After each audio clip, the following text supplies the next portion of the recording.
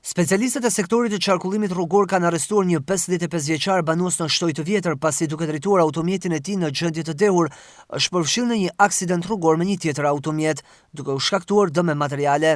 Gjithashtu një 50 vjeçar banues në Ishull Shëngjin u arrestua pasi u kap duke drejtuar automjetin në gjendje të dehur. Ndërkohë referuan materialet në prokurori për njoftim mbi faktin për një 76 vjeçar banues në Shkodër, pasi duke drejtuar motomjetin humbi kontrollin dhe përpasoi posoi lëndime duke u përfunduar në spital. I proceduar në gjendje të lirë përfundoi edhe një 39 vjeçar nga Dajçi pasi duke drejtuar automjetin, si rezultati mos pozicionimit të automjetit në Karrexhat, është përplasur me një mjet tip traktor me drejtuesi 20 vjeçar banues në Dajç, përpasoj ka mbetur i dëmtuar ky shtetas, i cili ndodhet në spitalin e traumës në Tiranë jashtë rrezikut për jetën, si dhe 2 pasagerë që ndodheshin në traktor që ndodhen në spitalin e Shkodrës. Ndërkohë specialistët për hetimin e krimeve në drejtorinë vendore të kufirit dhe migracionit nisën procedim penal për një 42 vjeçar banues në Seman të Fierit për veprën penale të kalimit paligjshëm të kufirit, pasi ka kaluar në mënyrë të paligjshme në territorin e Malit të Zi. Për këtë rast materialet i kaluan prokurorisë për veprimet mëtejshme.